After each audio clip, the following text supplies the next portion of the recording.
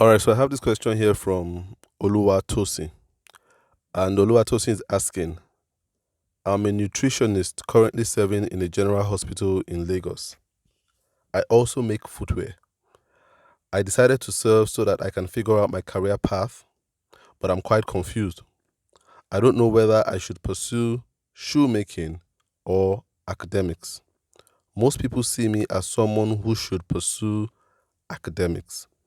My question is, how do I figure out what I actually want, or should I depend on God's direction? All right, thanks a lot, Oluwatosin, for that question. It's a good question, and it pertains to work, so it's an important question. And I believe any question that pertains to work is important because work takes up a huge percentage of our lives. Work.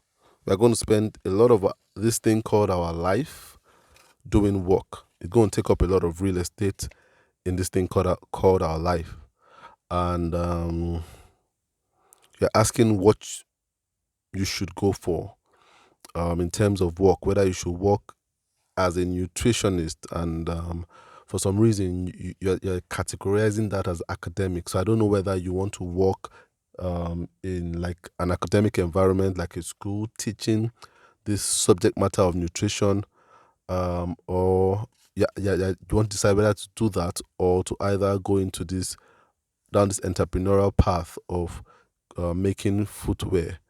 So you're confused, and you're saying most people see you as somebody that should be in academia.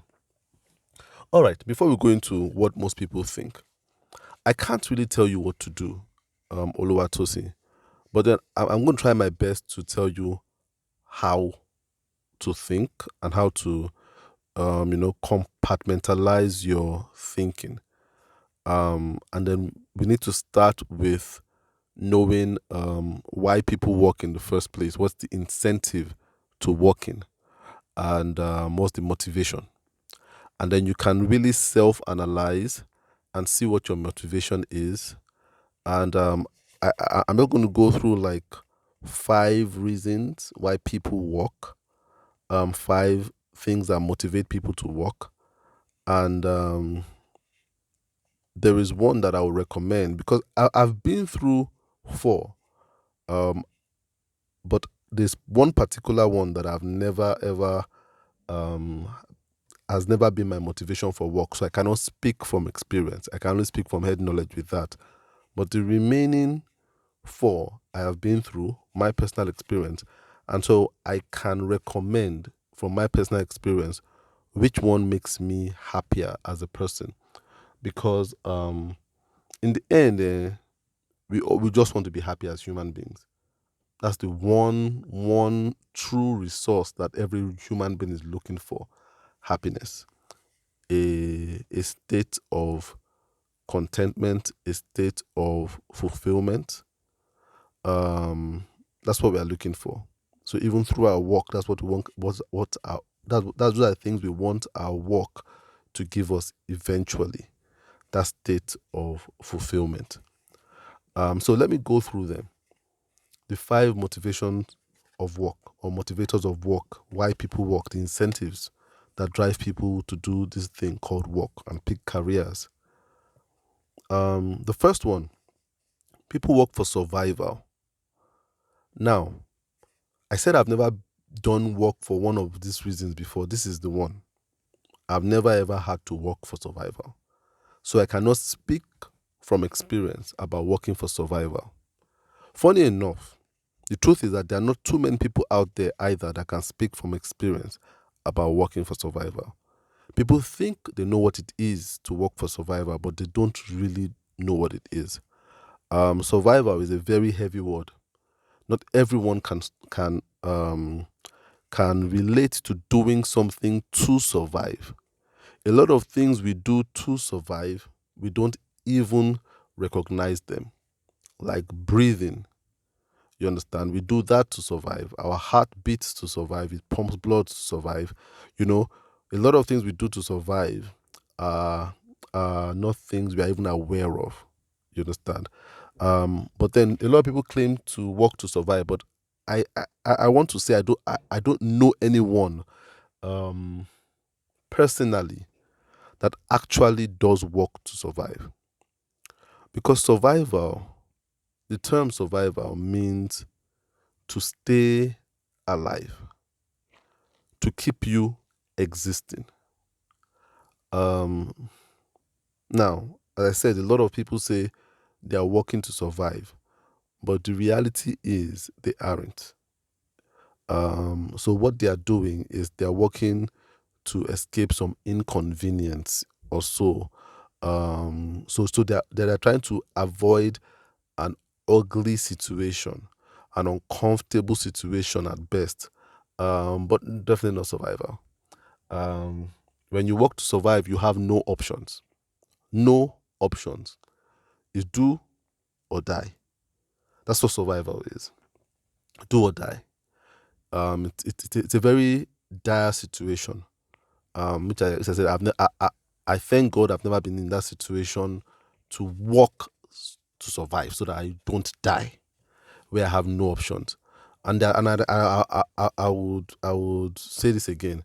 I don't think there are too many people that are so unprivileged to have to do something so that they don't die. I don't think so. They might have to do something that they don't really like. They might have to do something that they don't really want to be seen doing. They might have to do something that they have to give up things they like. But to survive is a very rare thing. But there are people out there that have to work to survive. In the jungle, for those people, life is a jungle, and a jungle is a very unforgiving environment. A lot of animals in the jungle live to survive. You understand? The, everything they do is based on survival. If they don't, they will die. From the very moment they are born, they have to learn to walk. Walking is not an option. You understand? There's no time. There's no patience. You have to learn to walk or you will be killed. You understand? Um, and that's survival. So if you are working a a job, a salary job, anybody that's working a job, a salary job, is not working to survive. No, it's not possible, because that means you have to be patient for a number of days to get that money. You don't have that option to be patient if you're working for survival. So if you're working a salary job, you're not working for survival. I will tell you what you're working for, but it's definitely not survival. I doubt if Oluwatosin is working to survive or is trying to choose a path, a road path, or a career path that will help her to survive. I don't think so. And I guess a lot of people are very blessed not to have to be in that situation. There's a part in the Bible um, where there was a terrible famine, and then people had to do stuff to survive. Um, and it's one of those parts of the Bible where, you know, back in the day when there were famine, and famine maybe by natural causes or by the fact that somebody lays siege on a particular people, whereby they encircle them so that they can't do any trade at all and nothing can happen there. Those people will be forced into a position of famine where there is no food, and then they need to survive. There's a part of the Bible where it says there was a time when famine was so terrible and people had to start choosing, taking turns in eating their children. So they would agree with their neighbor, okay, we will eat your child today. And they will say, okay, tomorrow we will eat your own 4-year-old. And then the next day we will move on to your own 7-year-old. And then next time when hunger kicks in, we'll move on to your own, and they will eat each other. That's living to survive. That's survival right there. It was so bad, where people would have to eat their own excreta. It was so bad. That's survival. So if you are living in that kind of situation, then you are living survival. Now, how many of you can actually say that is your situation? That's why I said not too many people that use the word survival understand what it means. So people work to survive. People work to survive. Not too many people, but people work to survive. I don't think that for you is a decision you are going to have to make. I pray it's a decision nobody has to make. But then the second one, which people confuse for survival, which is the work for sustenance. People work for sustenance. And that means you are working to maintain a particular type of living. Now, poor people do it, rich people do it, work for sustenance. In fact, most people work for sustenance. They work so that they can maintain a particular type of living. Now, I've worked for sustenance before, and I remember there was time I was working as a designer. You understand, and starting to raise a family, and every single thing I was making was either to put food on the table for the family so that we could continue to eat a particular type of food at a particular within a particular structure, maybe 3 square meals. You understand? So wanted to maintain that. So for me, that's what the my incentive for working was, so that we could eat 3 square meals. Even if I didn't eat three, I wanted to maintain that life for my children so that they could eat breakfast, lunch, and dinner, and maybe eat snacks. You understand? In between, I didn't want to fall from that standard. I wanted to sustain that. And that's the funny thing about working. When you start working and you start making money, either as a salary or earning from business, the first thing that it introduces are bills, because you now begin to desire things, little things that you think are necessary. So you have a house or you have an apartment that needs electricity, so that comes on with electricity bills. You have a car, that comes with fueling bills. A lot of us have phones where we use the internet, that comes with internet bills, data bills. You watch TV, maybe you're watching cable TV, DSTV, whatever it is. You have cable bills, Netflix bills. All those bills begin to pack up. The more your salary allows you to spend, the more bills will come. And a lot of times, a lot of us work to sustain those bills. Sustain those bills. It's not like if you can do without these things, but the truth is, we want to keep a particular standard of life, and then we work for sustenance. You understand? We want to sustain the way we eat, the clothes we wear, where we relax, what we watch on TV, what watch on our phone, data, browsing the internet, putting stuff up on Instagram and stuff like that, you know, being able to chat with your friends, you want to sustain some particular things. Schools, if you have children, schools your children go to, you want to sustain a particular type of schooling environment that your children go to. So you work for sustenance. And sometimes the wealthy people have it worse when it comes to working for sustenance. That's why it seems like some people are wealthy, but they are very tight-fisted. But you see them making money. Their problem is not the making of the money. The problem is the hemorrhaging of the money, where it goes into after they've made it. So they have a lot of things they need to sustain. You understand? They're trying to sustain like three kids schooling abroad in very expensive schools. That's a big problem. You understand? So I remember talking to a friend some time back, and I'm like, this guy is getting business deals left and right. You understand? And doing like really really big deals, and but still I still see him running up and down and calling, oh, I need a contract, do you have a contract, do you have this? I'm like, why is he not resting? And I got to find out that his family is abroad, so his wife and kids are abroad, and because of that, to sustain that while earning naira can be a very very big burden. And so he's always working, he's never resting, looking for work to do. You understand? Looking for work, even though on a good day when you look at him from the outside, you kind of you would admire him and like say, oh, this guy gets really good big contracts, but then it's not enough because he needs to sustain really big bills too. So sustenance, some people work for sustenance.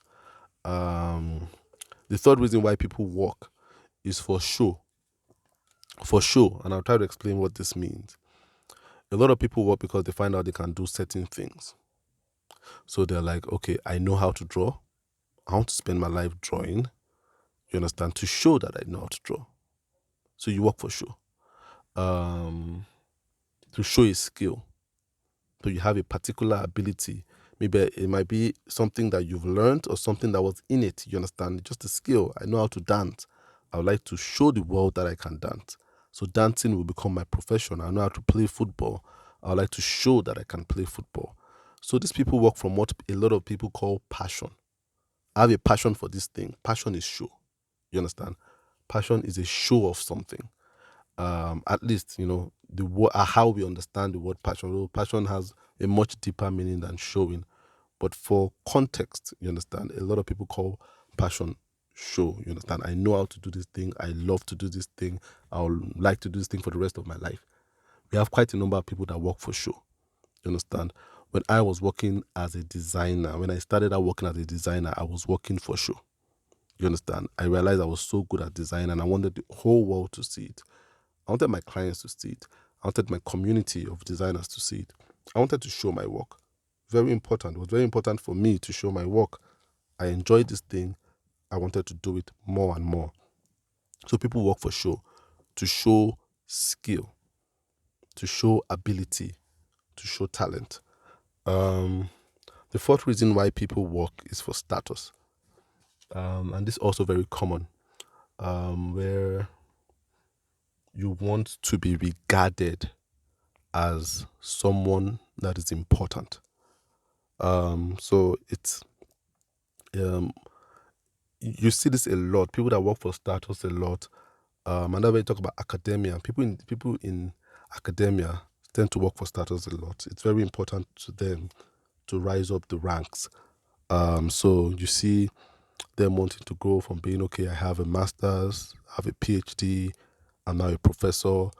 So those things are very important. What goes before their names, very important. We're like, doctor this, professor this, very important to them. And it doesn't have to be doctor, professor, but that label in front of your door, you understand, director, assistant director, you understand, all those things are very important. They work for status. Just being called a particular thing when you're like, when I was growing up, there weren't too many attachments to people's names based on their work.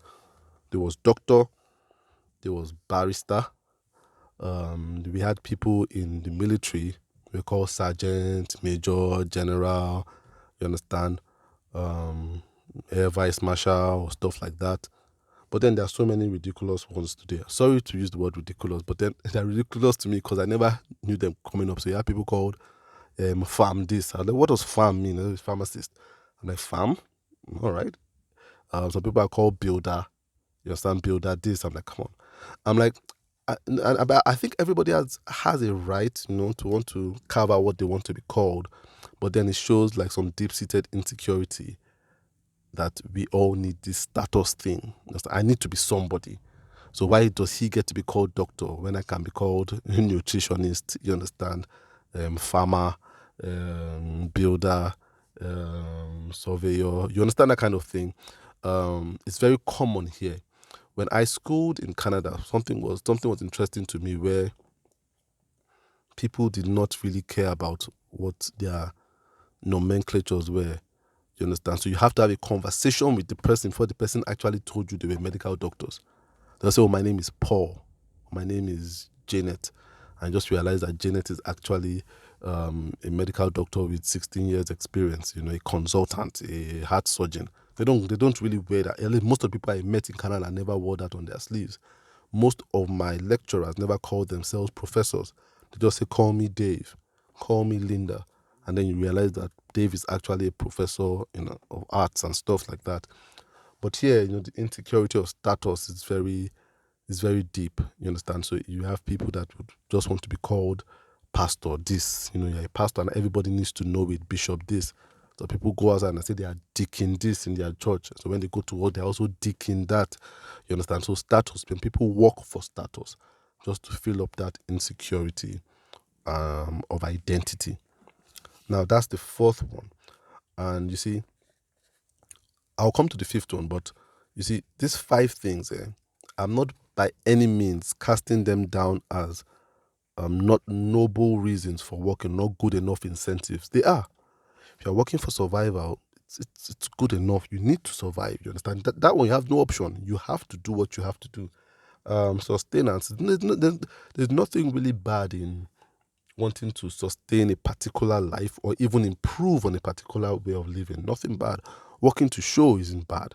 You understand? A lot of people work to show, and by so doing, they inspire a lot of people just by what they can do with themselves using their talents. Working for status isn't bad. You understand? It isn't bad when you put in work so that you can have a particular thing that you've worked for and just say, okay, I worked so hard to become a director at work. That can be very motivational too. You understand? It can be something that can encourage people, but they all have shortcomings. They all have shortcomings, and working for sustenance, as I said, can be a vicious cycle of trying to maintain bills. And this sustenance thing is one of the reasons why corruption is so endemic in a country like Nigeria, where people just want to acquire and acquire and acquire more so that they can sustain a lifestyle over a long period of time. The problem with sustenance is it doesn't encourage sharing. You understand? You're always thinking of how to maintain for yourself. And so you see you realize that somebody else, you have you have an abundance of someone and something, and someone doesn't have anything at all. And just because you don't want to fall any lower than what you have, you don't even regard people that don't have at all. You understand? So when people work for sustenance, it can be a very selfish way of working. You understand? They're like, I'm not going to help anybody. This guy is sick. I don't care, but I need to travel to Spain for holiday. We travel to Spain every holiday. I'm not going to mortgage my traveling to Spain just because this guy has a liver problem or a kidney problem. Our family has to travel to Spain. You understand? You have to sustain that vacation lifestyle. You understand? I need to service my Rolls Royce. This guy can't pay school fees for his son, but I need to service this Rolls Royce. You understand? It can be a very terrible thing if a society is full of people that just work for sustenance. That's the shortcoming of sustenance. Show can be very dicey, because when you work for show to show your skill, there's always this need to show up with something new. And I felt this when I worked as a designer. I always felt a need to show my work, but the satisfaction it gave me was always very short-lived. You understand? I show my work, people are inspired, people applaud it. You understand? People say how good it is, but that doesn't last for very long. It doesn't last for, at best, a week. You understand? A week or a couple of days, people would like your work and people would applaud it, and then you feel a need to put up work again. You understand? So it can be a vicious circle of wanting to always prove to yourself that you can still do this thing or you are still this person. You understand? So I always felt, oh, I need to put up new work. I don't want people to forget about me so fast. You understand? So there's a need to always put up. You understand? You want to put up stuff. You always want to put up stuff. Always want to create new. It's an insecurity, it's a deep insecurity that the world is suffering from today. This insecurity of needing to show. And that's why you see a lot of music artists, releasing new music. They just released one new song last month. Before you know it, there's a need to put show again. You understand? It can be very addicting. It can be very addicting when you're doing to show, and it can raise a lot of envy, especially when you now meet somebody that is showing better than you. There's a tendency for you not to be happy for them, to want to sabotage them. These are emotions I felt when I was working as a designer. I just always wanted to be the one in front. You understand? The one people were talking about. You understand? So it doesn't allow for collaboration. That kind of work, when you're working to show, doesn't allow for collaboration. Status.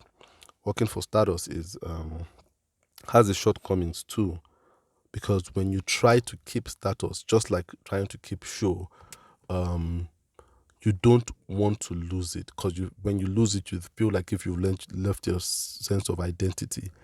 And that status is one of the reasons why people don't actually ever follow their true path in life. You understand? Because they always want to make other people proud of them. You understand? So status means everybody is proud, everybody looks up to you. So you see someone working in the hospital, they're not happy. They're not happy going every day to their hospital, they're not happy with the job. But they're like, how can I give up this status of being a doctor? All this respect that I used to get. This is one of the reasons why people stay in political offices longer than they should. You understand? You want to be a senator for all the years of your life. You understand? Because you like the status that comes with it. When you go into a place, you like how they recognize you, how they clear up seats in front for you. You understand how you like all this prestige that comes with it. How people are always calling you, asking for favors. People like status, and people do a lot to keep status. You understand? They do a lot to keep status. Even when it has come to a place where status should have expired, where you should retire. And people don't want to retire anymore. You understand? People want to keep working because they want to keep that status. And when they do realize they have to retire, a lot of them slip into some kind of sadness and depression because they kind of feel like they've lost their identity. You understand? Okay, so I can't be in the hospital anymore. I'm no longer a doctor. I can't show up in court anymore. I'm no longer a barrister. You understand? So status can be a very funny thing in terms of how we can cling on to it and it is as a cover up for a lack of true identity of who you truly are. So when we look at survival, sustenance, show, status, they all can be noble things for why we walk or go a particular career path, but they all have incredible pitfalls that stop us from being happy eventually. So this brings me to the fifth reason why people work, and it's for service. Service. Now, when I say service, I don't mean service to man, because every form of work is a service to man. Every form of work, you understand? Even people that work for survival, you understand? They do some work in terms that are service to man. People that work for sustenance. Anyone you work in a bank, you are serving man. You are making life better for somebody. So as long as you are doing work, honest work, you are serving one way or the other. So I'm not talking about serving to man, at least not primarily. When I say service, I mean working as an expression of a service to God. And this is where we need to be very careful in knowing, identifying when and if God is speaking to us, because this is the highest form of work that comes as a form of service to God. When you serve God, man cannot but be served. That's why it says service to man is not primary. It's not the primary reason why of service. No, it's serving God. And this is where a relationship with God is important. And that's why if you do not have a relationship with God, you cannot have a fulfilling life, a fulfilling work life, or life at all. But we're talking about work here. So you cannot have a fulfilling work life. So my first question to Oluwatosin is, do you have a relationship with God? But going by the last sentence where you're like, do I need to ask God for direction? It makes me know that you are aware of God. And I hope that awareness is something that has grown into a relationship where you can actually hear from him. Because one thing to be able to be aware that there's a God, is another thing to relate with this awareness of God, and where you are able to interact with your God and hear from him. And then the third part is you're able to submit to him and surrender to what he tells you to do. And this is where service comes in. So knowing what God calls you to do, very important. If you had asked me this question some time back, my answer would have been nutrition or making footwear. I would have said, which one do you love the most? That's a good question, but it's not the best answer. That's a good answer, but it's not the best answer. asking someone to go for what they love the most. No. The best answer is find out which one you are called to do. Do you understand? Where you are called to serve, where your service is needed. I might have even given some years back the answer, which one do you do better? Which one do you do best? Which one do people tell you, oh, you're the best at doing this? It's also a good answer, but not the best answer, because sometimes God calls you to do things that you're not actually the best at. And you see, I've experienced service and I'm experiencing it right now. And it's so shocking that God has called me to speak, to teach, to mentor. But I don't believe I'm particularly skilled, or maybe started out being skilled at it. No. I'm not the most articulate person. I'm not the best speaker. But then God has equipped me in his own way to speak. But I never started out being the best speaker at anything. It wasn't a strong point for me. It wasn't, if they asked me what do you do best, I wouldn't say that's what I did best.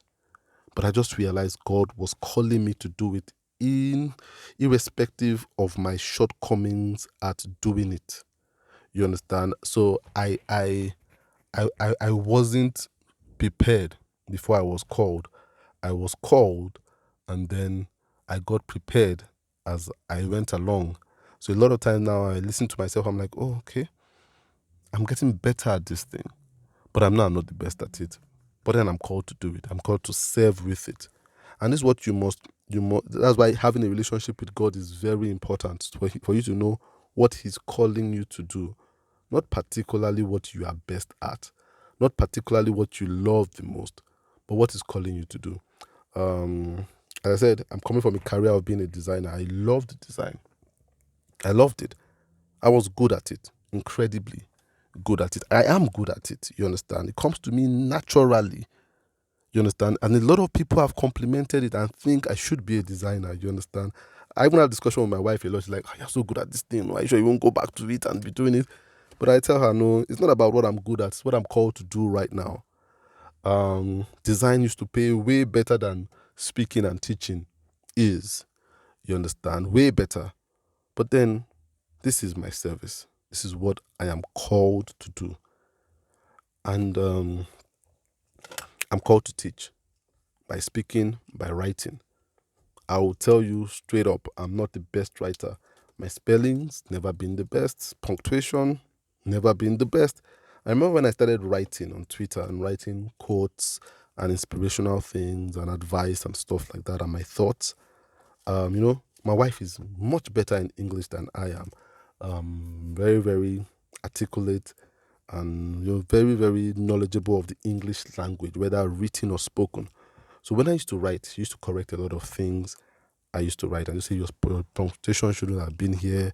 You omitted this word. You didn't spell this right. And at that point, I started feeling insecure. So I kind of stopped writing. And then she came and encouraged me, said, no, you don't need to stop. Just run these things by me whenever you want to put it out. And then I started running it by her. And after a while, I'll have some things like in the middle of the night, early in the morning, she's not there. I can't run it. I want to put it out. But then I would have to wait. That's not really one of my biggest strengths either, waiting, you understand? To show it to her, she'll be busy and stuff. And then, Spirit just ministered to me. I didn't call you to educate people in English or to write the most perfect things. I don't care about the punctuation or the spelling. I care about you doing what I sent you to do.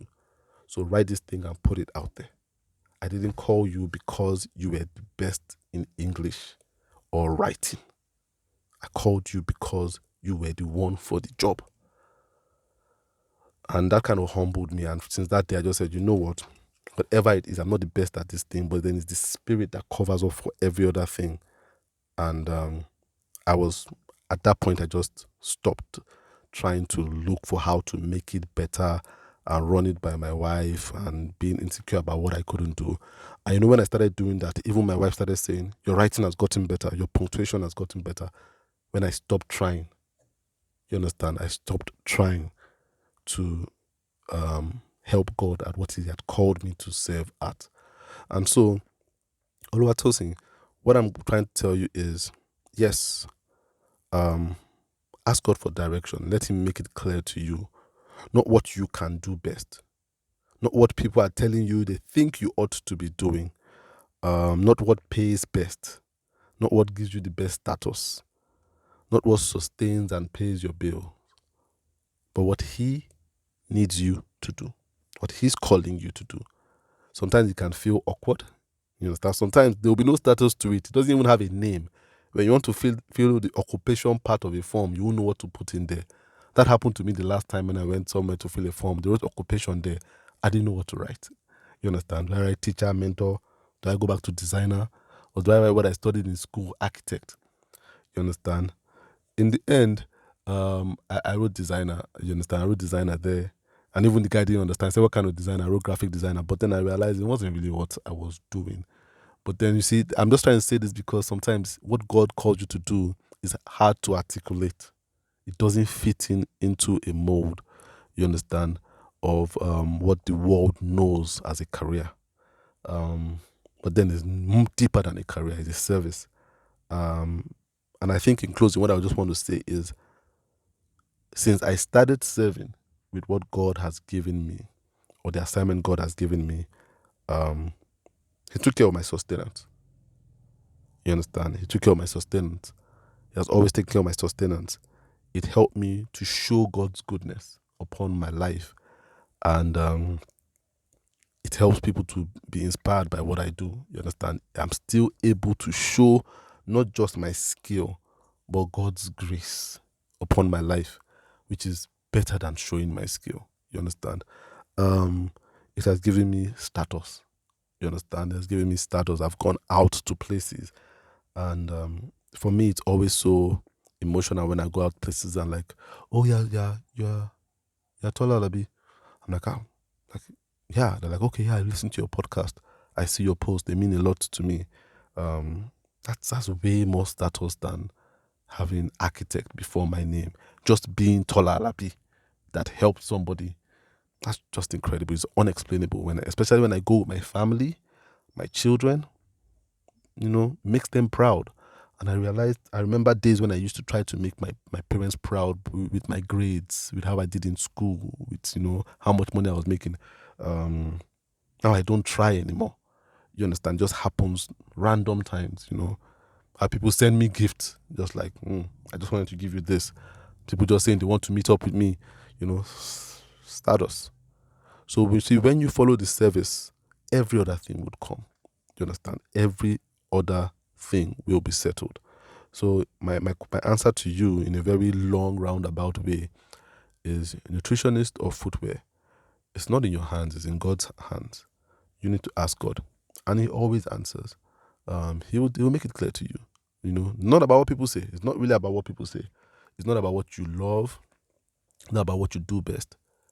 It's about God. It's who God is sending you to. You understand? And He makes it clear in different ways.